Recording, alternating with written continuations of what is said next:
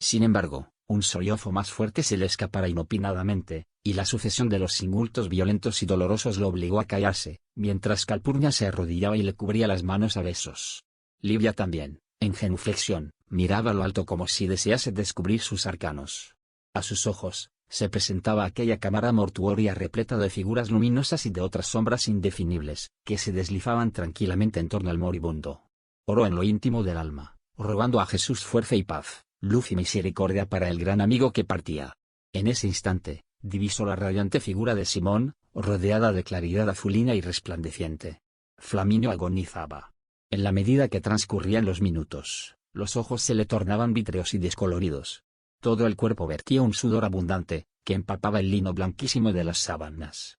Livia notó que todas las sombras presentes se habían arrodillado también, y solamente la figura imponente de Simón quedara de pie, como si fuera un centinela divino, colocando las manos radiantes en la frente abatida del moribundo.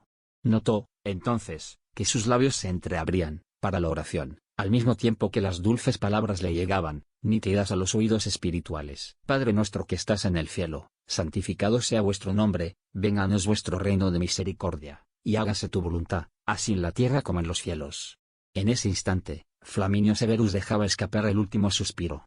Marmórea palidez le cubrió los trazos fisonómicos, al mismo tiempo que una infinita serenidad se estampaba en su máscara cadavérica, como si el alma generosa hubiese partido para la mansión de los bienaventurados y de los justos. Solamente Livia, con su creencia y su fe, pudo conservarse serena, entre cuantos la rodeaban en el doloroso trance. Publio Lentulus, entre lágrimas conmovedoras, se certificaba de haber perdido el mejor y el mayor de los amigos. Nunca más la voz de Flaminio le hablaría de las más bellas ecuaciones filosóficas, sobre los problemas grandiosos del destino y del dolor, en las corrientes interminables de la vida. Y, mientras se abrían las puertas del palacio para los homenajes de la sociedad romana, y mientras se celebraban solemnes exequias implorando la protección de los manes del muerto, su corazón amigo consideraba la realidad dolorosa de haberse rasgado, para siempre, una de las más bellas páginas afectivas, en el libro de su vida, dentro de la oscuridad espesa e impenetrable de los secretos de un túmulo. Dos sombras y nupcias. A las exequias de Flaminio comparecieron numerosos amigos del extinto, además de las muchas representaciones sociales y políticas de todas las organizaciones en las que radicara su nombre digno e ilustre.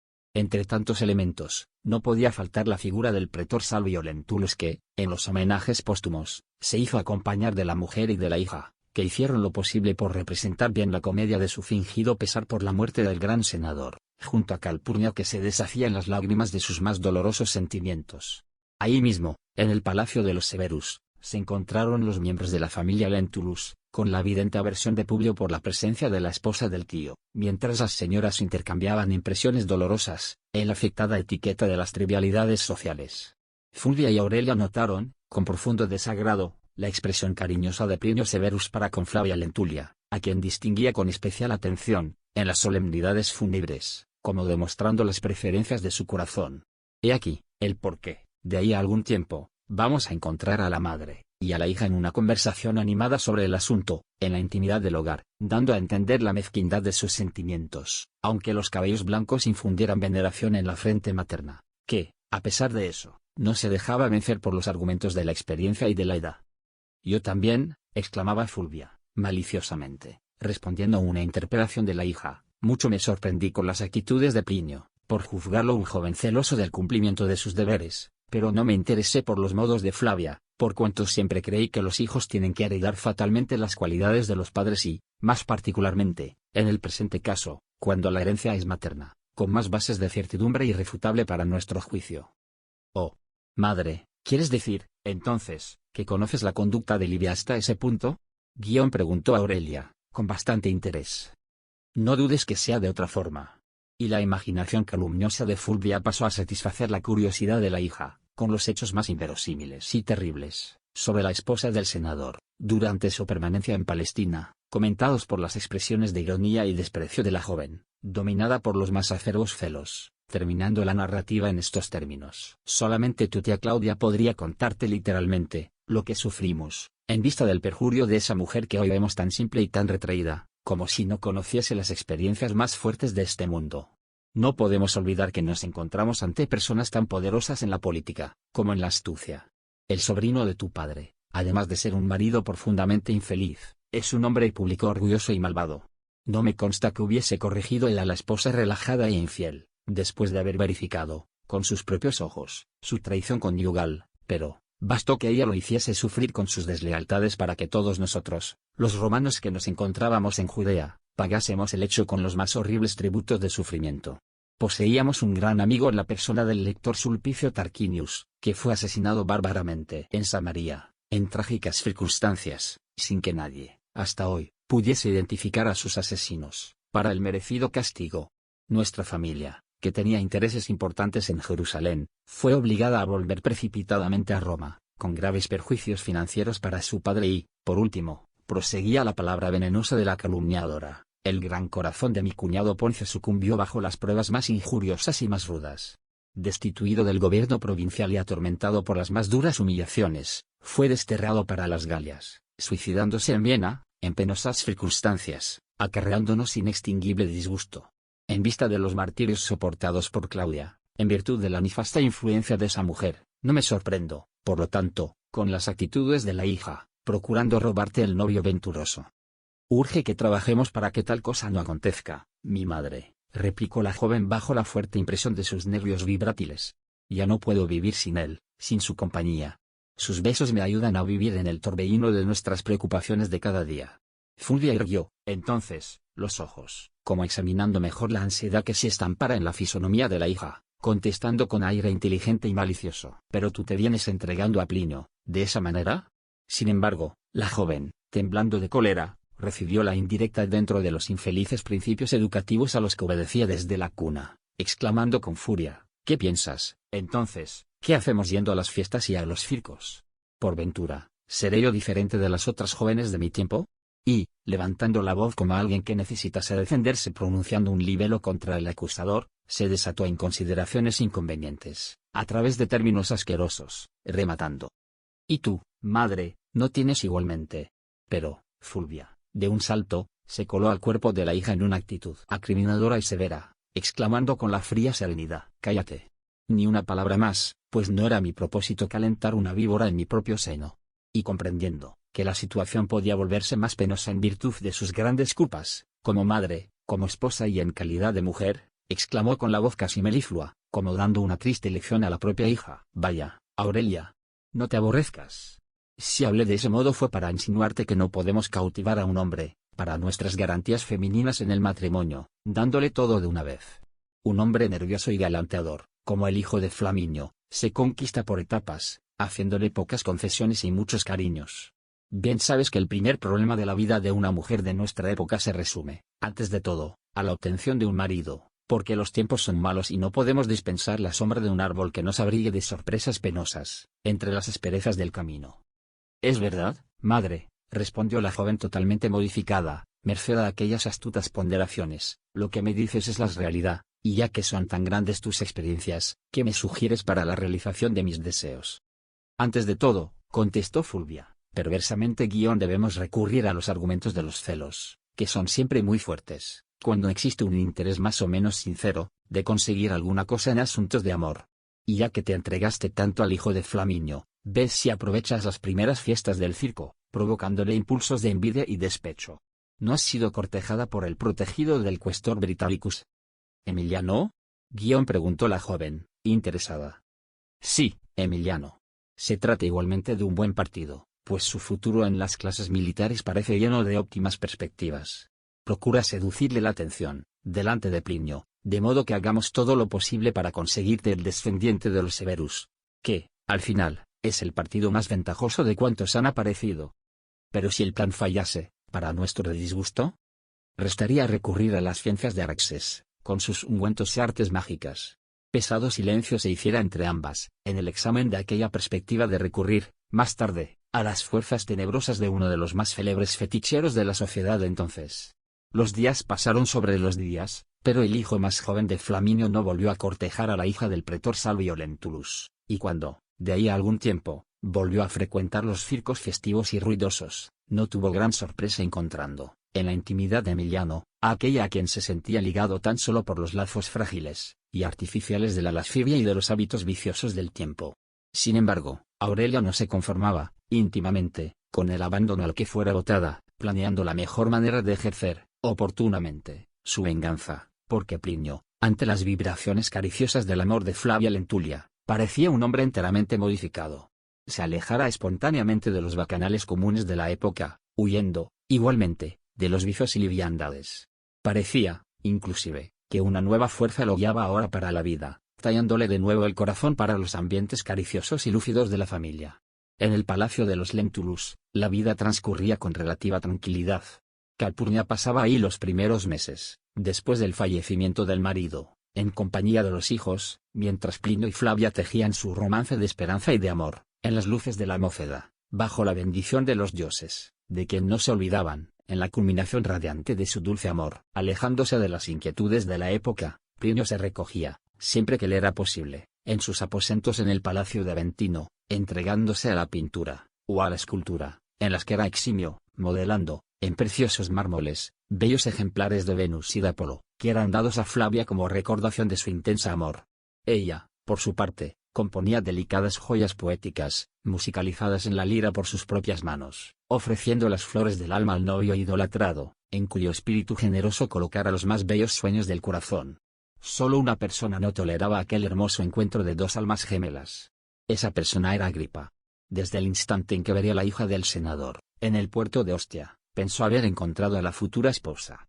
Se suponía el único candidato al corazón de aquella joven romana, enigmática e inteligente, en cuya faz ruborizada jugaba siempre una sonrisa de bondad superior, como si Palestina le hubiese impuesto una belleza nueva, llena de misteriosos y singulares atractivos. Pero, en vista de los proyectos de casamiento del hermano con Flavia, sus planes habían fracasado totalmente.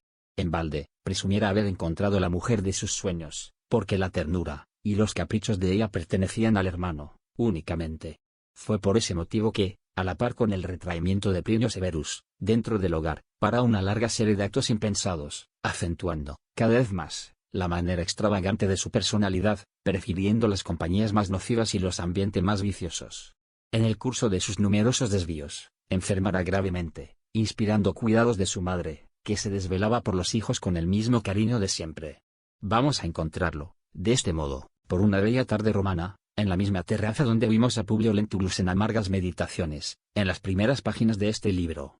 Brisas acariciantes refrescaban el crepúsculo, saturado aún de las claridades del sol hermoso y caliente. A su lado, Calpurnia examinaba algunas piezas de lana, echándole miradas afectuosas. En dado momento, la venerada señora le dirige la palabra en estos términos: entonces, hijo mío, rindamos gracias a los dioses, porque ahora te veo mucho mejor y camino del más franco restablecimiento. Sí, madre, murmuró el joven convaleciente, estoy mucho mejor y más fuerte. Sin embargo, espero que nos transfiramos para nuestra casa dentro de 2 días, a fin de poder consolidar mi cura, procurando olvidar. ¿Olvidar qué? Preguntó Calpurnia, sorprendida. Madre mía. Respondió el joven, enigmáticamente, la salud no puede volver al cuerpo cuando el espíritu continúa enfermo.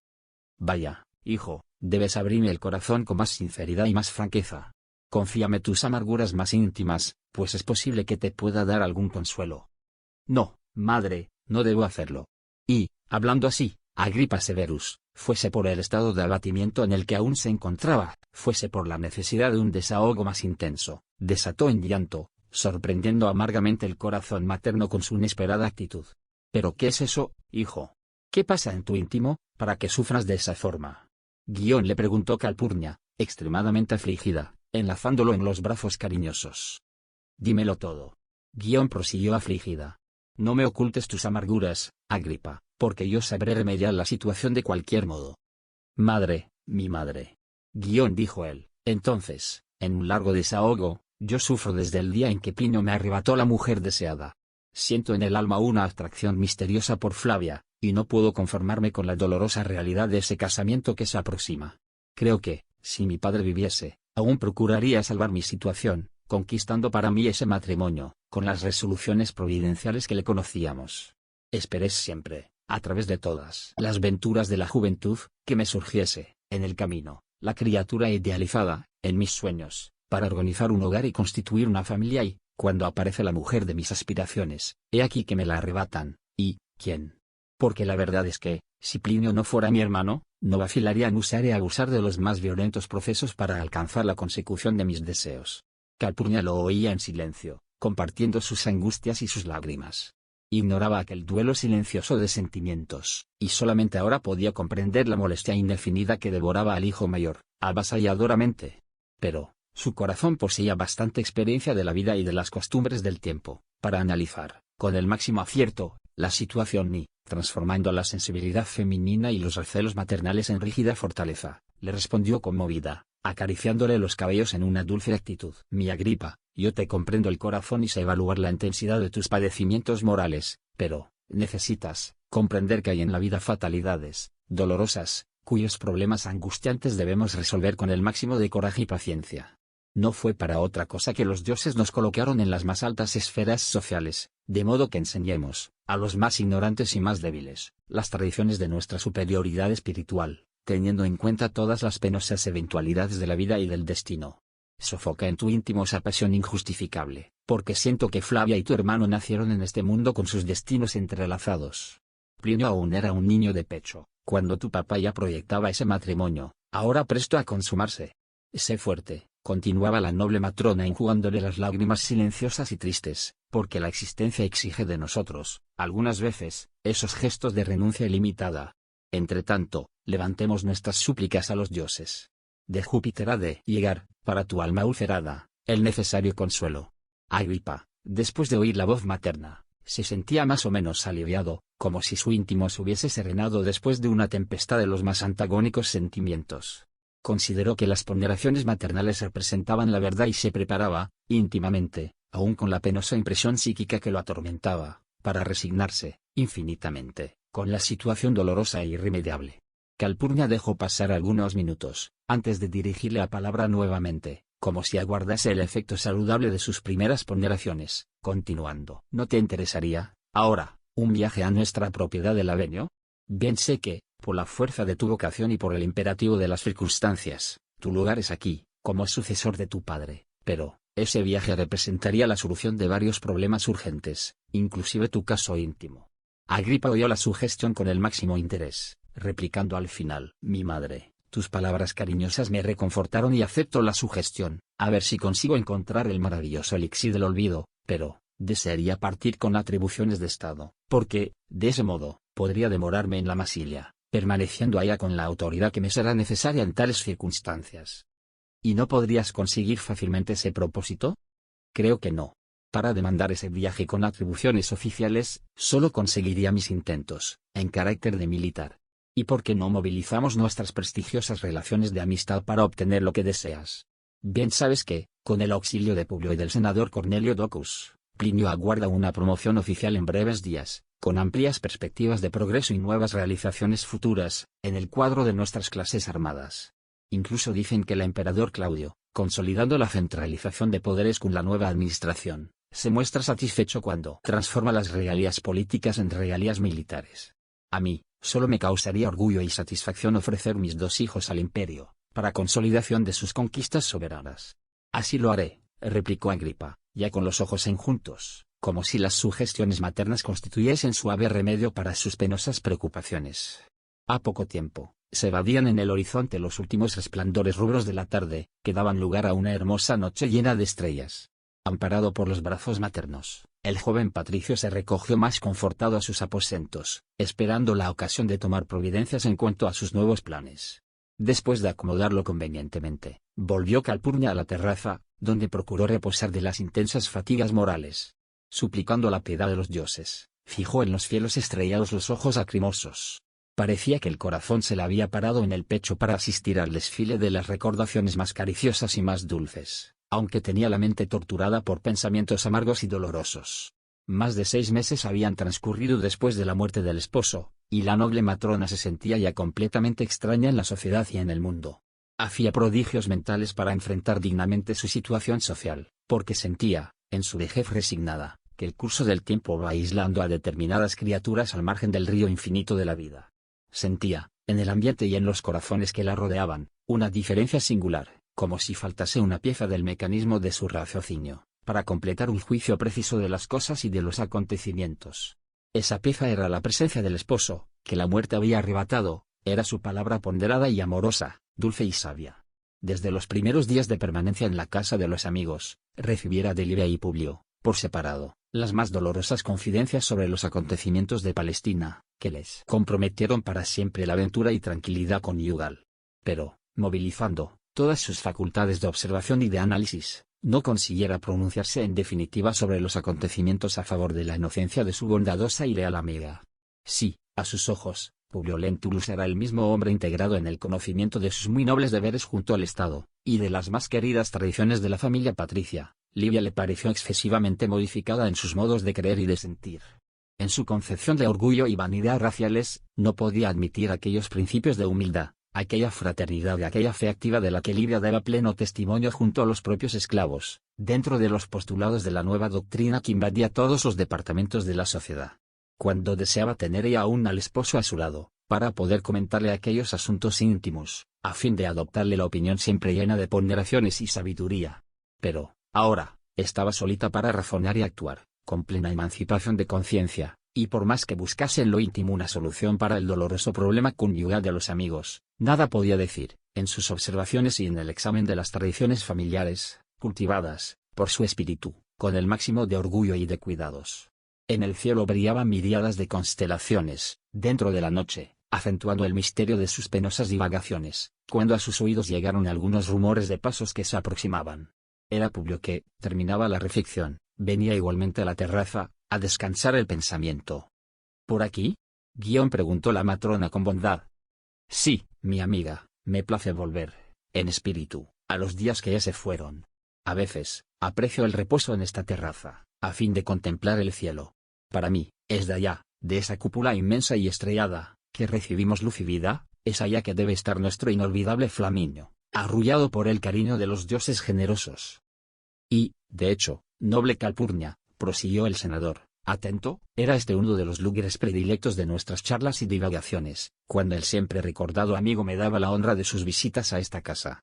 Además, fue aquí que, muchas veces, intercambiábamos ideas e impresiones sobre mi partida para Judea, en vísperas de mi prolongada ausencia de Roma, hace más de 16 años. Larga pausa sobrevino, pareciendo que los dos aprovechaban las claridades suaves de la noche, con idéntica vibración espiritual, para descender al túmulo del corazón, exhumando los recuerdos más queridos, en resignado y doloroso silencio. Después de algunos minutos, como si desease modificar el curso de sus recordaciones, exclamó la venerada matrona, acordándonos de tu viaje, en el pasado, necesito avisarte que Agripa debe partir para Venio, tan pronto como se sienta restablecido. Pero, ¿qué motiva esa novedad? Preguntó Publio, con gran interés. Hace muchos días vengo reflexionando en la necesidad de examinar, ahí, los numerosos intereses de nuestras propiedades, pues, incluso, antes de morir, era la intención de mi muerto, cuidar personalmente de este asunto. Pero, ¿la solución del problema es tan urgente así? ¿Y el casamiento de Plinio? ¿Acaso, Agripa no estará presente? Creo que no, sin embargo, en la hipótesis de su ausencia, él será representado por Saúl, antiguo liberto de nuestra casa, que ya nos mandó un mensajero de Masilia, comunicando su presencia en las ceremonias. Es una pena. Murmuró el senador, sensibilizado. Debo decirte, aún más, continuó la matrona, con serenidad, que espero el prestigioso favor de tu amistad, junto a Cornelio Docus, a fin de que consigas del emperador Claudio una buena situación para nuestro viajero, que desea partir con atribuciones oficiales, necesitando para tal fin que sean transformados en regalías militares los derechos políticos que le competen por nacimiento. No será difícil de conseguirlo. La actual administración se interesa mucho más por la valorización de las clases armadas. Nuevo silencio se verificó en la conversación, volviendo el senador a exclamar, después de larga pausa, como si desease aprovechar la oportunidad para la solución decisiva del amargo problema. Calpurnia, dijo ansiosamente, al hablar de mi excursión en el pasado, me informaste del viaje forzado de nuestro Agripa, en el presente. Y yo continúo recordando mi ventura deshecha, la felicidad perdida, que nunca más volvió. El senador observaba todas las actitudes psicológicas de su venerable amiga, ansioso por sorprenderle un gesto de supremo consuelo. Deseaba que ella, como consejera de Livia, casi como la misma madre de ésta, por los lazos eternos y sacrosantos del espíritu, le disipase todas las dudas, hablase de la inocencia de la esposa, proporcionándole una certeza de que su corazón caprichoso y egoísta de hombre estaba engañado, pero, en vano aguardó esa defensa espontánea, que no apareció en el instante necesario y decisivo. La respetable viuda de Flaminio dejara en el aire el punto mismo de la dolorosa interrogación, murmurando con la voz triste, mientras un rayo de luna le coronaba los cabellos blancos. Sí, mi amigo, los dioses pueden darnos la felicidad y pueden tomárnoslas nuevamente. Somos dos almas llorando sobre el sepulcro de los sueños más gratos del corazón. Aquellas palabras desalentadoras penetraban en el pecho sensible y orgulloso del senador, como sable afilado que lo rasgase lentamente. Pero, finalmente, mi noble amiga, exclamó él, casi enérgico, como si esperase una respuesta decisiva para la angustiosa indecisión de su alma, ¿qué piensas de Livia actualmente? Publio, respondió Calpurnia con serenidad, no sé si la franqueza sería un mal en ciertas circunstancias, pero prefiero ser sincera. Desde las penosas confidencias que me hiciste, sobre los hechos que se desenvolvieron en Palestina, vengo observando a nuestra amiga para poder ahogar la causa de su inocencia ante tu corazón, pero, desgraciadamente, noto en Livia las más singulares e imprevistas diferencias de orden espiritual. Es humilde, dulce, inteligente y generosa, como siempre, pero parece menospreciar todas nuestras tradiciones familiares y nuestras creencias más queridas. En nuestras discusiones y charlas íntimas, no me revela más aquella timidez encantadora que le conocí en otros tiempos, demostrando, por el contrario, demasiada desenvoltura de opinión con respecto a los problemas sociales, que ella juzga haber resuelto al contacto de una nueva fe. Sus ideas me escandalizan con las más injustificables concepciones de igualdad, no vacila en clasificar a nuestros dioses como ilusiones nocivas de la sociedad, para la cual tiene, en todas las palabras, las más severas recriminaciones, revelando singulares modificaciones en el pensamiento, yendo al extremo de confraternizar con las propias siervas de su casa, como si fuera una simple plebeya. Sería una perturbación mental, después de alguna caída en que su dignidad individual fuese llamada a una rígida reacción. Serían tal vez, influencias del medio o inclusive de las esclavas con quienes se habituó a convivir en esa prolongada ausencia de Roma. No sé.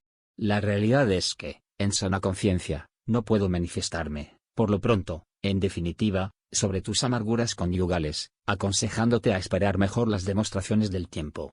Después de ligera pausa, terminó la vieja matrona sus observaciones, inquiriendo, con interés, ¿por qué permitiste el ingreso de Livia en esas ideas nuevas, dejándola a merced de ese reformador judío, conocido como Jesús de Nazaret?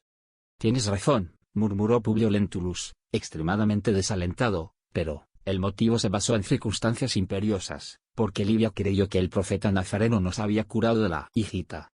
Fuiste ingenuo, porque no podías admitir esa hipótesis, en vista de la evolución de nuestros conocimientos, salvando, de esas peligrosas influencias espirituales, el espíritu maleable de tu mujer. Está comprobado que ese nuevo credo preconiza actitudes mentales humillantes, perturbando las más íntimas disposiciones de las criaturas que lo aceptan. Hombres ricos y de ciencia, que se someten a esos odiosos principios dentro del imperio, a favor de un reino imaginario, parecen desvariados por terrible narcótico, que los hace olvidar y despreciar la fortuna, el nombre, las tradiciones y la propia familia. Colaboraré contigo, apartando a Flavia de esos perjuicios morales, llevándola para mi compañía, tan pronto se realice el casamiento de nuestros queridos hijos, porque la verdad es que, en cuanto a Livia, hice ya de todo para convencerla, inútilmente. Entretanto, mi buena amiga, murmuró el senador, sensibilizado, como defendiéndose ante la noble Patricia, observó que Livia continúa siendo una criatura simple y modesta, sin exigir de mí nada que alcance el terreno de lo exorbitante o de lo superfluo. En estos casi 17 años de separación íntima dentro del hogar, solamente me solicitó autorización necesaria, para proseguir en sus prácticas cristianas junto a una antigua sierva de nuestra casa, permiso ese que le fui obligado a conceder, considerando la continuidad de sus renuncias silenciosas y tristes, en el ambiente familiar. También considero que es pedir muy poco, mayormente ahora que todas las mujeres de la ciudad, según la costumbre, exigen de los maridos las mayores extravagancias en lujo del Oriente. Sin embargo, me corresponde aconsejarte, a ti que conservas intactas nuestras tradiciones más queridas, que esperes algún tiempo antes de olvidar las eventualidades dolorosas del pasado, para que observemos si Livia vendrá a beneficiarse con la continuidad de nuestras actitudes, volviendo, finalmente, al seno de nuestras tradiciones y de nuestras creencias. Doloroso silencio se hizo sentir, entonces, entre ambos. Después de estas palabras, Calpurnia supuso haber cumplido su deber y Publio se recogió, aquella noche, desalentado como nunca.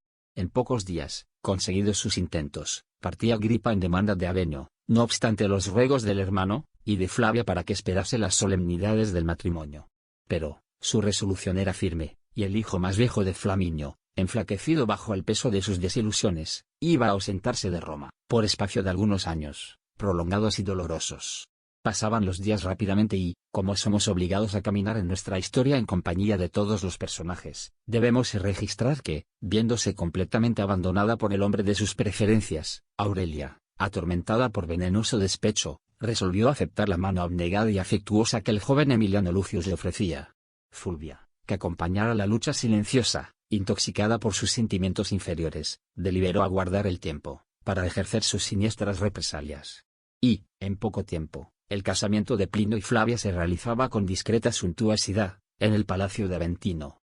El novio, lleno de galardones militares y títulos honoríficos, así como la futura compañera, tocada de indefinible hermosura y de adorable simplicidad, se sentían venturosos como si la felicidad perfecta se resumiese tan solo en la eterna fusión de sus corazones y de sus almas.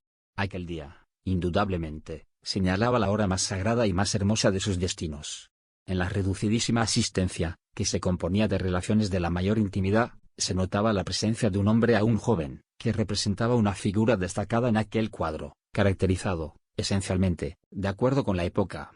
Sus ojos impetuosos y ardientes se habían posado sobre la novia con misterioso y extraño interés. Ese hombre era Saúl de Gioras, que, abandonando el apellido paterno, exhibía ahora una nueva denominación romana, según la antigua autorización de Flaminio, para valorizar, cada vez más, la expresión social de su fortuna. En balde, el senador hizo lo posible para identificar a aquel judío, que le parecía un viejo conocido personal. Sin embargo, Saúl, reconociera a su verdugo de otrora, lo reconoció y guardó silencio, serenando las grandes emociones de su fuero íntimo, porque, como el padre, tenía el corazón inmerso en los propósitos tenebrosos de una venganza cruel. Tres planes de la tiniebla. Después de las solemnidades del casamiento de Plinio, contrariamente a lo que se podía esperar, el liberto judío no regresó a Masilia, con el pretexto de numerosos negocios que lo retenían en la capital del imperio. Instalado en el palacete de los Severus, para donde se habían transferido los recién casados, junto a Calpurnia, Saúl tuvo numerosas oportunidades de entrevistarse con el senador Publio Lentulus, manteniendo ambos varias conversaciones sobre Judea y sus regiones importantes.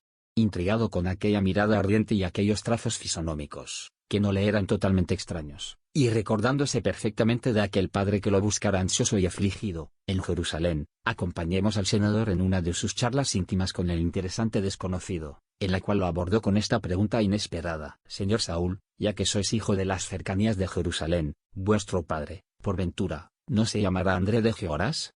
El liberto mordió los labios, ante aquel ataque directo al asunto más delicado de su existencia, respondiendo disimuladamente: No, senador. Mi padre no tiene ese nombre.